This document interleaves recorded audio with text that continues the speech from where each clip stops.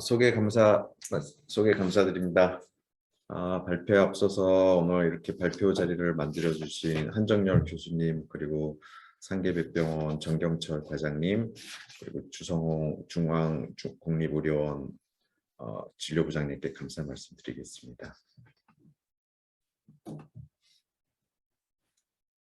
제가 산부인과 의사로서 갑상선 질환에 관심을 많이 갖고 내과 교수님들께 여러 가지 이제 여쭤보기도 하고, 또 레퍼런스가 어떤 거로 좋은지 텍스트하고 이제 이런 것도 소개도 좀 부탁드리고 그런 적이 있었는데, 텍스트로는 이제 그 조보영 교수님, 옛날에 서울대학에 계셨던 조보영 교수님의 갑상선학, 그리고 이런 그 페이퍼는 요 ATA 가이드라인, 여기 보면 제목 중에 보면 During Pregnancy and Postpartum 이렇게 돼 있죠. 그래서 2011년도 가이드라인이 첫 판이고 이게 두 번째 판인데 정말 많은 내용을 포함을 하고 있습니다. 그래서 거의 텍스트 수준으로 76페이지에 달하는 방대한 내용으로 모든 내용을 다 포함하고 있다. 그래서 태스크포스 팀은 보시면 ATA, 유럽 ATA, ACOG, SNFM 등으로 돼 있고, 너무나 그 100여 개의 그 퀘스천과 레코멘데이션으로 양이 많기 때문에 저는 여기 내용 중에서 주로 피탈 프로그래밍에 관한 내용을 주로 말씀드리도록 하겠습니다.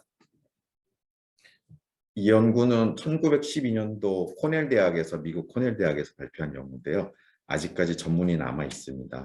옆에 보면은 피겨 보면은 올챙이들인데요. 올챙이들한테 그 포유동물의 리버, 사이로이드, 사이머스, 아드레날 글랜드를 먹이로, 포유동물의 이런 조직들을 갈아서 먹이를 주고 관찰한 연구입니다. 갑상선 조직을 먹인 올챙이들이 보면은 다리도 빨리 나오고 꼬리도 빨리 없어지고 성장이 빠른 것이 관찰이 됐습니다. 그래서 이때 처음 이제 갑상선 기능에 대한 시초 연구로 110년이 지난 연구이지만 아직까지도 그 레퍼런스로 코멘트가 되고 있는 연구입니다. 이후 1915년부터 2000년도까지 여러 동물 실험을 포함한 많은 연구를 통해서 갑상선 기능이 우리 일반적으로 알고 있는 그 대사 조절 기능 이외에 셀 디퍼런시에이션, 디벨롭먼트, 그로스에 관련이 된다는 것을 이제 알게 됐고, 이제 2000년도에 이 리뷰 아티클입니다. 리뷰 아티클을 통해서 이런 그 갑상선 호르몬의 신경학적 발달에 미치는 영향을 정리를 해서, 그래서 이런 피규어를 만들어서 제시를 하게 됐죠. 그래서 보시면은 임신 기간 전 기간 동안에 거의 모든 브레인 조직에 그 발달에 관여를 하고 있는 것을 아실 수 있습니다. 그래서 간단하게 그 이해를 돕기 위해서 임신 중 갑상선 질환의 피지올로지에 대해서 보시겠습니다.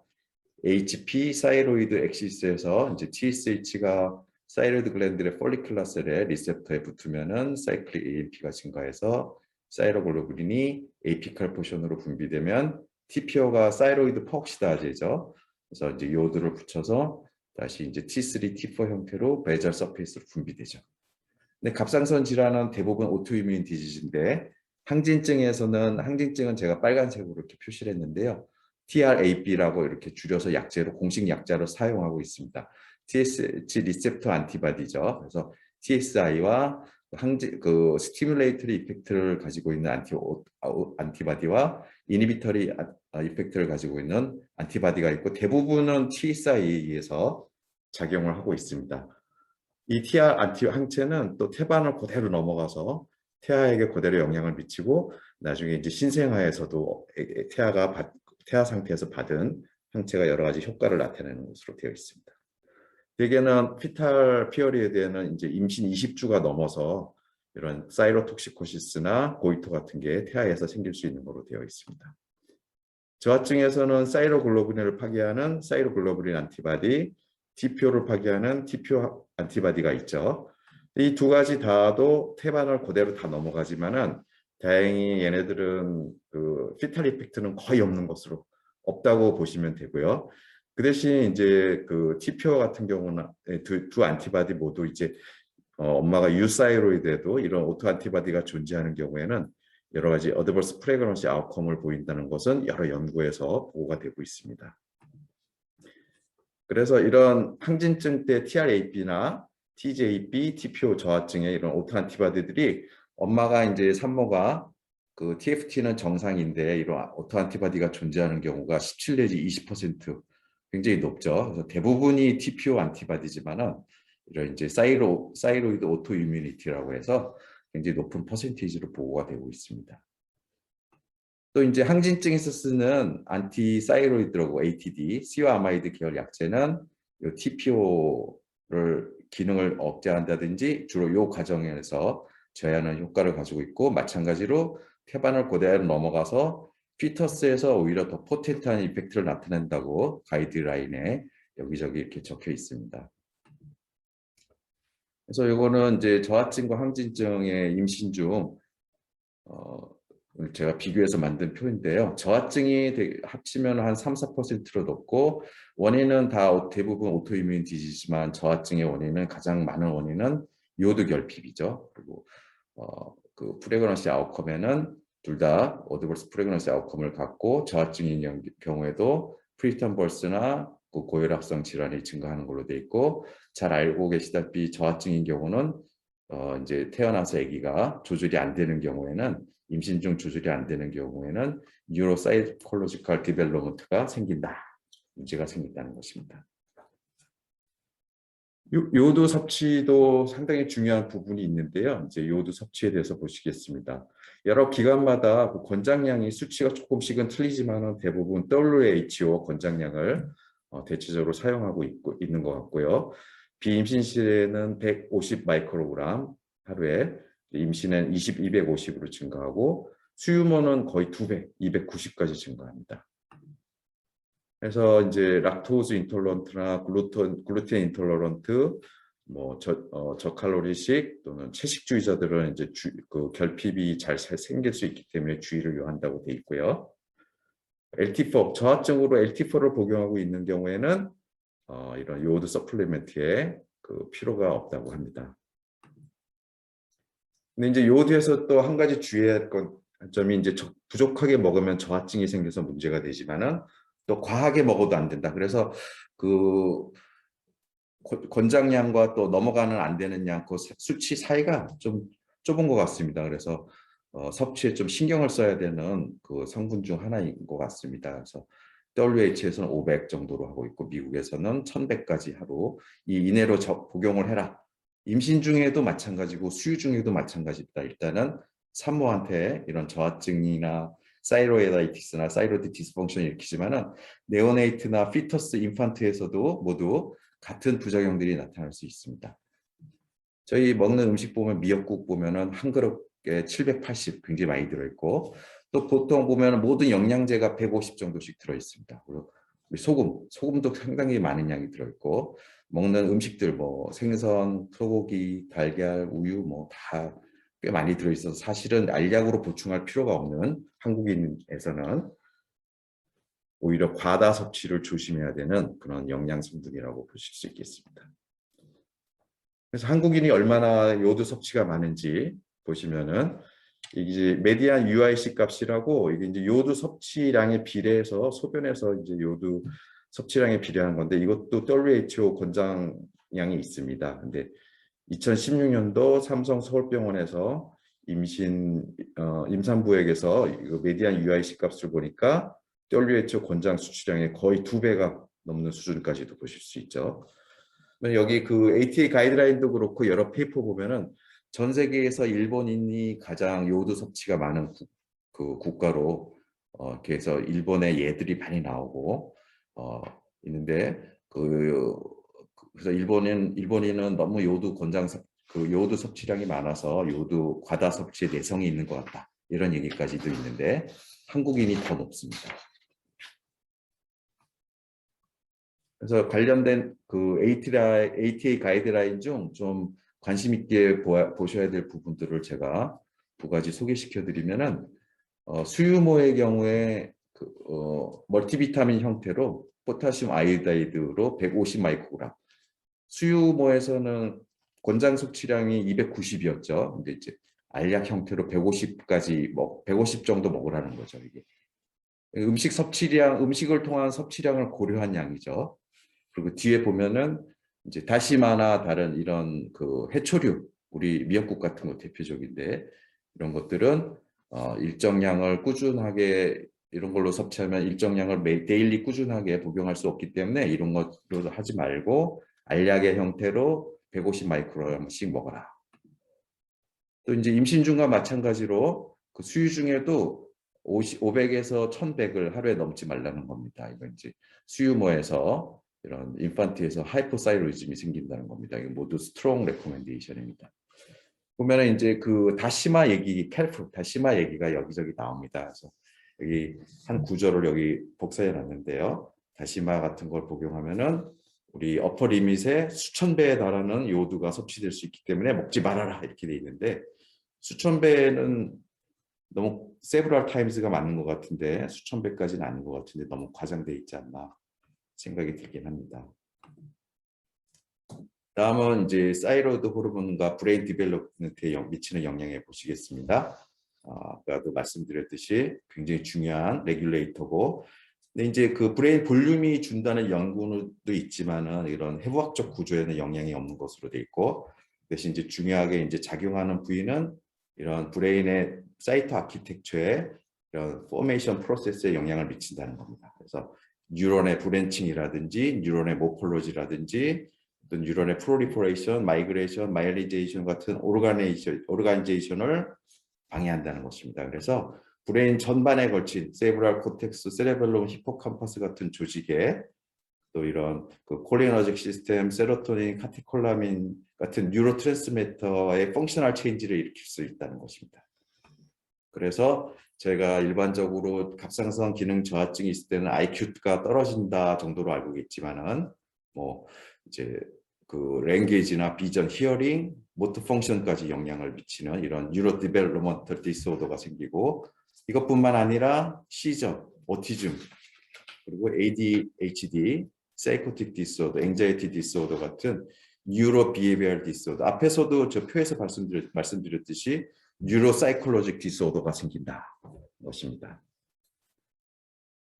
이거는 이제 그 갑상선 엄마가 임신 중에 갑상선 질환이 있을 때 피탈 프로그래밍 덴마크 연구인데요. 2015년도 주로 이제 뇌신경 발달에 어떤 영향을 미치는지 그 국가 빅데이터를 그 국가 의료 정보 시스템을 이용해서 조사한 연구입니다. 보시면은 82만 명 산모를 대상으로 조사한 연구인데요.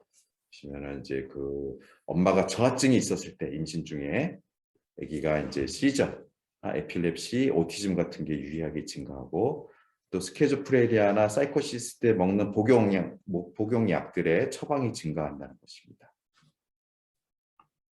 항진증이 있을 때도 에필랩시나 ADHD가 유의하게 증가하는 것이 보고가 되었습니다. 그래서 이제 여기서 또 한 가지 주의할 거는 이제 그 이런 증가들이 저하증이나 한증증이 있을 때 이런 오티즘이나 ADHD 증가가 그 분만 후에 갑상선 질환이 처음 진단된 경우, 그것도 특히 그 분만 후 2년 이내에 진단된 경우, 이 얘기는 다시 말해서 임신 기간 중에 저하증이나 항진증이 있는지 모르고 치료를 안 한 상태 경우에 이런 뉴로사이콜로직 디스오더가 생길 수 있다는 것입니다. 참고로 보시면 그 항진증이나 저하증 모두 그 프리턴 벌스가 증가하는 것을 보실 수 있고요.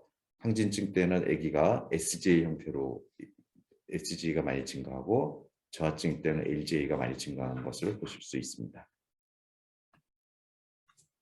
다음은 사이로이드 오토안티바디에 대해서 말씀드리겠습니다. 엄마가 퍼스트 트라이메스터에 유사이로이드인데 TPO 안티바디가 있을 때, 이 세 가지 조건이 다 있을 때 인퍼틸리티, 아보션, 어브롭션, 프리턴 벌스가 증가하는 것은 여러 연구를 통해서 보고가 됐는데 또 아기가 IQ, 요거 자체만으로 IQ가 떨어진다는 페이퍼도 몇 개 있고요. 또 이제 20%에서는 엄마가 결국 임신 기간 중에 TSH가 올라가서 슬금슬금 올라가서 저하증 형태로 간다 이렇게 보고가 되고 있습니다. 그래서 이거는 핀란드 연구인데요. 엄마가 그 TPO 항체가 있는 경우에 TPO 항체 자체만으로 대조군과 비교해서 TSH 값의 차이가 없는데 TPO 항체만 있었을 때 그 아기 오티즘이 오드 레시오 1.78로 증가한다는 것입니다. 또 컨티뉴어스 베리어블로서 오드 레시오가 1.09로 증가됐다는 것입니다. 오티즘만 증가하는 게 아니라 TPO 항체 자체가 ADHD도 증가시킨다는 겁니다. 이것도 이제 네덜란드 한 대학에 여러 과가 모인 R 그룹 스타디 그룹이 있는데 뭐 정신과, 소아과 그래서 임신 13주에 TFT를 하고 TPO 검사를 해서 만 3세까지 태어나서 애기 인fan트 만 3세까지 팔로우한 건데요. TPO 항체 자체만으로 ADHD가 오드 레이시오 1.56으로 증가한다는 것입니다. 그래서 관련된 레코멘데이션을 보면은 엄마가 유사이로이드이라도 TPO 항체가 있는 경우 임신하면은 바로 TSH를 확인하라는 거죠. 그리고 미드 프레그넌시까지는 4주 간격으로 TSH를 확인하라는 것이죠. 근데 여기서 이게 스트롱 레코멘데이션인데 가만히 보시면은 엄마가 유사이로이드인지 알려면 TFT를 해야 되죠. 유사이로이드 때 TPO 항체 있는지 봅니까? TPO 항체도 그러니까 TFT 이거 가만히 보면은 내용이 임신하면은 TFT하고 TPO 항체를 유니버설 스크리닝 하자는 얘기로밖에 저는 그렇게 보입니다. 그래서 그다음 레커멘데이션 보면은 엄마가 이제 TPO 항체가 양성인 경우 유사이로이드에도 프레그넌시 로스 히스토리가 있는 경우에는 LT4를 25에서 50 마이크로그램씩 주라는 겁니다. 근데 이게 LT4 요 정도 용량은 굉장히 세이프하다는 얘기가 가이드라인에 여러 군데서 나옵니다. 그래서 유사이로이드 항체가 있고 히스토리가 있을 때는 LT4를 주자. 그래서 우리 산부인과보다 내과 해리슨에도 보면은 TPO 안티바디에 대한 유니버설 스크리닝이 여러 이제 연구에서 주장하고 있다. 이제 이런 식으로 실리고 있는데요. 그래서 ATA 가이드라인에서도 이런 TPO 안티바디 유니버설 스크리닝에 대한 코멘트가 있습니다. 그래서 빨간색 글씨를 먼저 보시면은 엄마가 유사이로이드를 전제로 해서 TPO 항체가 있는 경우 이런 아까 말씀드린 사이로이드 오토 안티바디 TPO 포지티비티가 한 17%에 달하고 또 TPO 항체가 있는 경우 여러 가지 프레그런시 리스크를 증가시키고 또 결국은 이제 임신 기간 중에 이런 저하증이 발생하고 또 포스파툼 사이로이다이티스도 30 내지 50%에서 발생하는 것도 있기 때문에 이런 TPO 항체에 대한 유니버설 스크리닝이 굉장히 어트랙티브하다. 얘기가 여러 군데서 나옵니다. 하지만 뒤에는 항상 이런 말들이 따라오죠. 뭐 더 추가적인 연구가 필요하다. 내지는 이런 데이터가 더 필요하다. 그래서 ACOG에서도 보시면은 2020년도 가이드라인에 이런 유니버설 스크리닝에 대해서 not recommend를 하고 있죠. COAMID에서 잠깐 보시겠습니다. 이런 메시마졸이 이런 엠브리오 패스를 일으키는 것은 이미 잘 알고 계시죠. 굉장히 심각한 기형을 일으키죠. PTU를 우리는 안전한 약으로 사용하고 있는데 PTU의 가장 큰 문제점은 이런 헤파토톡시시티는 뭐 약을 줄이거나 끊거나 바꾸거나 이러면 되는데 이런 헤파틱 페일러가 생길 수 있다는 것입니다. 그래서 미국의 경우 이 약으로 인한 리버 트랜스플란테이션의 주요 약제 중에 하나다. 그래서 이제 보면은 이 연구도 덴마크 내셔널 와이드 코호트 스타디인데 임신 초기에 사용했을 때 ATD들을 임신 초기에 사용했을 때 버트 디펙트에 관한 연구입니다.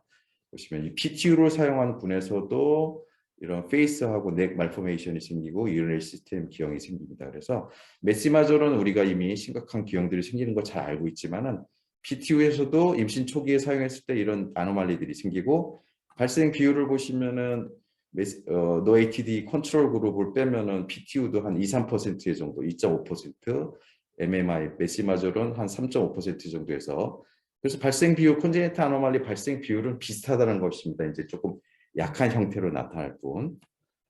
그래서 어떤 아노말리가 같은 연구자들에 의해서 어떤 아노말리가 나타나는지 그 다음 해에 발표한 건데요. 페이스 4개는 이런 것들이 나타나는데 이제 뭐 수술하면은 되는 거지만은 이제 목이나 귀 뒤쪽으로 해서 수술적 치료를 꼭 해야 되는 질환들이고 그리고 유리너리 시스템에도 이런 기형들이 나타나는 것으로 보고가 되었습니다. 그러면은 이런 저하증이 있을 때 그래서 이제 그런 지금 사용하고 있는 약제들이 다 테라토제닉하기 때문에 다른 약제를 쓸 수 있는 게 없지 않을까 해서 아주 고민을 하고 있고, 그래서 이런 약제들이 후보가 될 수 있는데, 요오드는 이미 그 항진증에서 시와마이드 약제를 사용하기 전에 사용하고 있고, 또 서저리 전에도 사용하고, 사이로톡식 크라이시스가 있을 때는 이제 고용량으로 막 1g씩 투여를 하죠. 아직까지 이런 것들을 사용하기에는 이런 연구 데이터가 더 필요하다는 거고, 일본에서 2015년도에 이런 입신 초기에 요오드를 고용량으로 투여했을 때 이런 콘제니탈 아노말리 발생이 감소했다 하는 연구를 발표했지만은 ATA에서는 이 페이퍼에 대해서 이 요오드를 사용한 군에서는 이제 일단 치료 효과가 적을 뿐만 아니라 그 피터스에서 안 좋은 그 갑상선 저하증 같은 안 좋은 효과가 나타날 수 있다, 이런 말들을 언급하고 있기 때문에 일본에서나 가능한 시도가 가능한 일이지 그 외 지역에서는 아직 안전성과 효율성에 대한 연구가 더 필요하다는 것입니다. 그러면은 뭐 약제가 특별한 게 없고, 그래서 약을 좀 한번 임신 초기에 줄여보거나 끊어보자는 것입니다. 그래서 임산부가 그런 ATD 약을 사용하고 있고 안정적으로 리미션이 와 있는 상태에서는 약을 좀 끊어보자는 것이죠.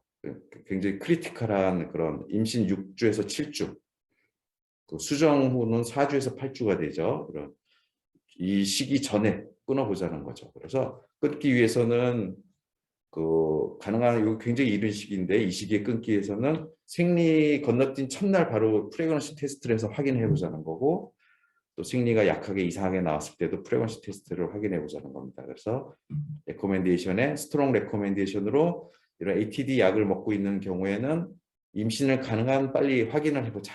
그래서 확인해서 그 의사를 찾아오라는 것이죠. 이렇게 주지시켜 놓으라는 거죠. 이게 스트롱 레코멘데이션이고, 저용량을 먹고 있는 경우에는 약을 끊는 것을 고려해 본다 것이고, 끊은 다음에는 1, 2주 간격으로 TFT를 하고 이제 안정이 되면은 2에서 4주 간격으로 TFT를 해서 확인을 해보자, 이렇게 되어 있습니다.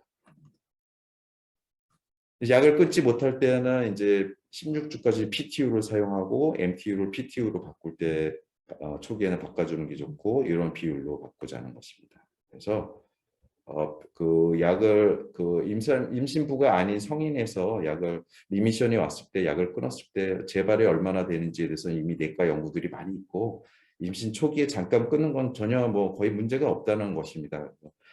시간 관계상 자세한 말씀은 말씀드릴 수 없지만은 이런 경우에 릴랩스가 잘 될 수 있기 때문에 이런 약을 끊는 이럴 때는 좀 위험할 수 있다는 건데, 이 TSH 값이 임신 초기에는 그 HCG 때문에 영향을 받고 줄어들어 있고 MACS가 있거나 튜닝 경우 더 많이 떨어져 있죠. 그래서 프리프레그넌시 기준으로 로우 TSH 값을 보인다든지 뭐 이런 얘들 읽어보시면 되겠습니다.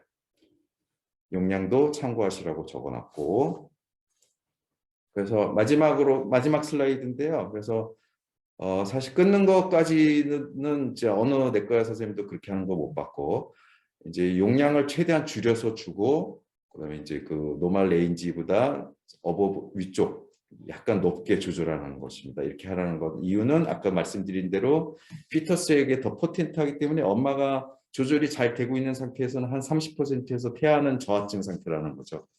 그래서 그리고 이제 보시면은 TR 엔티바디 수치가 임신이 지날수록 감소합니다. 그리고 좋아지고, 또 결국 이게 감소하는 경우에는 또 더 잘 끊을 수 있다. 그래서 임신 초기에도 끊어야 되고 주수가 지나면서는 또 저절로 끊게 되고, 그래서 뭐 레인지를 뭐 FT 뭐 이런 걸 참고해서 하라는 것입니다. 그래서 오늘 저 발표는 이것으로 마치겠습니다. 경청해 주셔서 감사합니다.